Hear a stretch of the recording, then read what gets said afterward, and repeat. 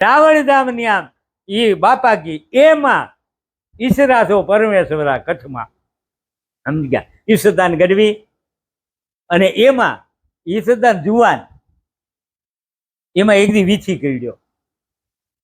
કર્યો ને ઘરે આવ્યા પણ આડોટે ખાટલામાં ચારણિયાની કે હવે મરદ જેવા મરદ વીછીડું કર્યું એમાં આડોટો છો આટલા બધા મને એમ થયું આને ખબર નથી વીછી એટલે હું એમાં એને 12 કલાકે વીછી ઉતરી ગયો પણ ઓલા શબ્દનું ધ્યાન પડ્યું કે વીછીડું એટલે હું કે આને અનુભવ કરાવવો જોઈએ એક ડબ્બી ભેગી લીધી એને કાણા પાડી દીધા પતરાની ડબ્બીને કે વીછી પૂરીને લઈ આવવું વીછી આમ ગોત્યા કરે લાકડીએ એમાં ટાંડા જેવો વીછી આવડો જડ્યો પૂર્યો ડબ્બીમાં અને લાવ્યા અને તેથી મોરિયા ઢાંકતા હતા ગોળાને મોરિયાને હાનકાવા માટીના ઢાંકે ત્યાં બેહાડી દીધો હાનનું ટાણું આરતીનું અને અહીંયા બેસી ગયા કે ચારણિયાણી ક્યાં દેવી પાણી પાવની સમજી ગયા અને ગયા ચારણિયાણી આમ હાથ દીધો ને ઠપકાઈ દો સમજી ગયા રાડ નાખી અને વીછી છે ને ભટકાણો હોય ને કોઈ દી જોયો ન હોય તો ખબર પડી જાય વીછી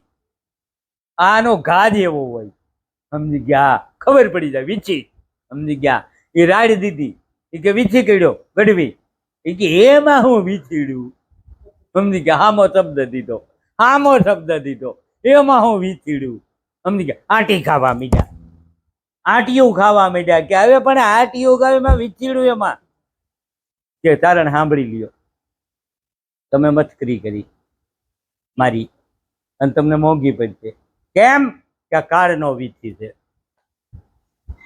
અહીંયા લીપી નાખો અને દીવો કરો મારે રજા લેવાની છે આ વીછી કાળનો છે તમે મસ્કરીમાં મને ખોઈ બેઠા છો માની લેજો એટલે કે એવું થોડું હોય કે ના મોડું કરો માં તારણને બધાને કહી દો ઝૂંપડામાં અને લીપી નાખ્યું ગાયના છાણથી દીવો કર્યો ઝૂંપડા વાળાને બોલાવી લીધા અને આસન વાળ્યું અહીંયા દેવીએ આસન વાળ્યું ને ઓલો ઢગલો થઈ ગયો હા રોવા જ માંડ્યો સમજી ગયા કેવો સતી જેવી સતીને હું ગુમાવી બેઠો હે દેવી મને માફ કરો સમજી ગયા પાછા વળો એ કે નહીં હવે કાંઈ ન થાય પણ વાત સાંભળી લેજો તમારી માથે મને દયા આવી ગઈ જો આમ ને તમે ધારણા રાખશો તો તમારું શરીર છે ને તાપાથી હું મળી જાવ મારું વતન છે હા ધારણા રાખજો પાછી હું તમને મળી પણ અટાણે રોકાય નહીં સમજ્યા પછી તો એ શરીર છૂટી ગયું પ્રાણ વ્યા ગયા ને બધાએ અંતિમ ક્રિયા કરી ચારણ લોકોએ અને અહીંયા પછી એ સમયાંતરે એના 21 વર્ષ હતા એ 39 વર્ષ થયા 39 એના કાકાએ ખૂબ કીધું બીજું ઘર કરી લઈ હવે પરણાવી દઈ બીજે ઠેકાણે કે નહીં મારે કાંઈ કરવું નથી આવી સતી મળે નહીં હવે કાંઈ કરવું નથી આમનામ જિંદગી કાઢવી 39 વર્ષ થયા અને આને બિરદા પણ રાવણ ધામને ખુશી ન થાય સમજ્યા ખુશી ન થાય એટલે એણે વિચાર કર્યો કે આ મુર્દું છે કે હું આને ખુશી નથી થતી આટલું હું બોલું છું ખુશી થતી નથી આ મુર્દું છે હું એમાં ફરવા નીકળ્યા ઘોડું લઈને એમાં બીજો બારોટ મળ્યો એ કે આવડો તો હું કાંઈ હોકારો જ કરતો નથી હું તો તૂટી જાત બોલવામાં સમજી ગયા કેટલું બોલું છું આને કાંઈ થતું નથી એ કે ઓલો બ્રાહ્મણ બેઠો નહીં થાય એનો ગુરુ છે એ એમ કે ને કે ભાઈ બહુ સારું તો જ એ પાસ કરશે નહીં તો તમને બિરદાવલી પાસ નહીં કરે અને તમને માત્ર થોડાક પૈસા આપશે એ બીજા બહુ આપશે નહીં સિરપાવ સમજી ગયા તો કે આ બ્રાહ્મણ છે એ તો કાંટો છે ને કવિને માટે કે આ કે કાઢી નાખું આજ અને ઘર જોઈ આવ્યો રોંઢે દીએ ઈશ્વરદાનજી ઘર જોઈ આવ્યા સમજી ગયા કે અહીંયા રહીએ મોટા મોટા તુલસીના છોડ ફળિયામાં ગૌશાળા હવે હાજે એ જાય એટલે કે એક જ લાકડી મારીને નીકળી જાવ વાત પૂરી થઈ જાય આ બ્રાહ્મણને અને એમાં એ બ્રાહ્મણ હાજે જમવા બેઠા અને માતાજી એમ કહેવા મીડ્યા કે આજકાલ ગઢવી કેવા આવ્યા છે હું બોલે છે અરે દિશાવું કડાકા કરવા માંડે બોલવા માંડે આવું બોલે તો કે આ હો સતી તો કે તમે એને શિરપાવ અપાવ્યો હોય છે કે ના કાંઈ નથી અપાયું તો કે કેમ નથી અપાયું મારી જિંદગીમાં આવા સાંભળ્યા નથી કોણ ગોરાણી કહે આવું અહીંયા અવાજ આવે તો કે તો પછી એને શિરપાવ કેમ નથી આપ્યો કે સાધારણ માણસ નહીં આને બિરદાવલી ન કરાય આને દ્વારકાધીશ ના બોલાય ભગવાન ના બોલાય કાંઈ આ પદ કોઈ માણસ ના બોલાય આવો કવિ છે ઈશ્વરા છો પરમેશ્વરા છે. અને આ માણસના ક્યારામાં ગૌશાળાની બાજુમાં ધોકો લઈને હતાણો હતો.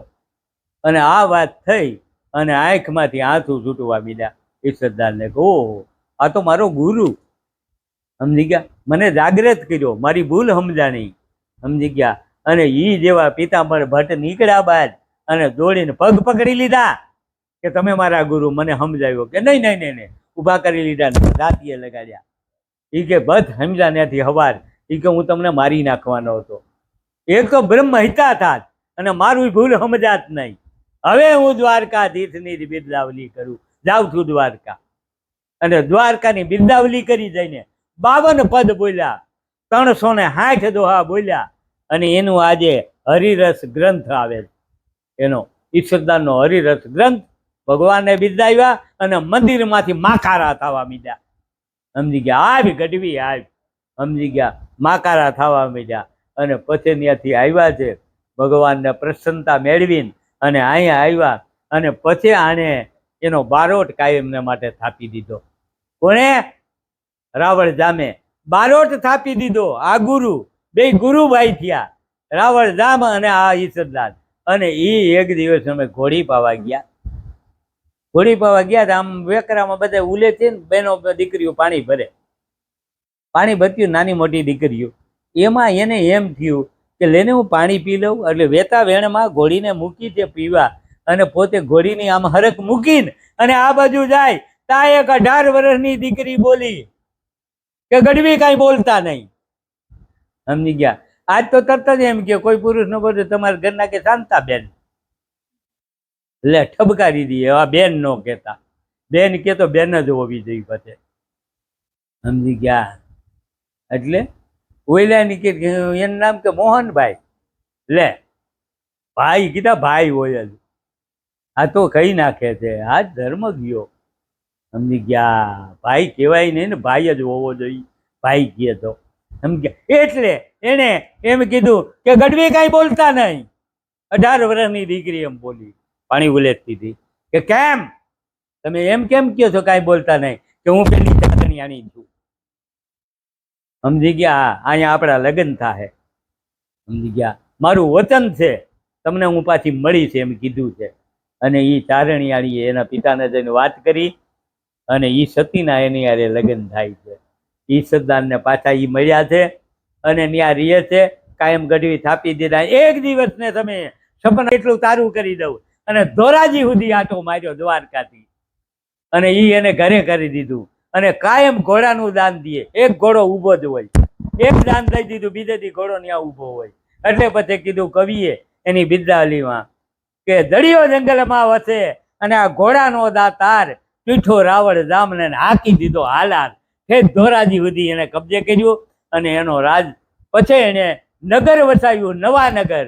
એનું બીજું નામ જામનગર. એ રાવળ જામે વસાવ્યું, એનું નામ પાડ્યું નવાનગર. હજી નવાનગર બોલે, જૂના ઇતિહાસમાં નવાનગર કહેવાય જામનગરને. નવાનગર વસાવ્યું, રાવળ જામે રાજધાની થાપી અને ન્યા બિરદાવલી બોલવામાં આવી કે જડિયો જંગલમાં વસે, ઘોડાનો દાતાર પીઠો રાવળ જામને હાકી દીધો હલાર. નમઃ પાર્વતી પતય હર હર મહાદેવ.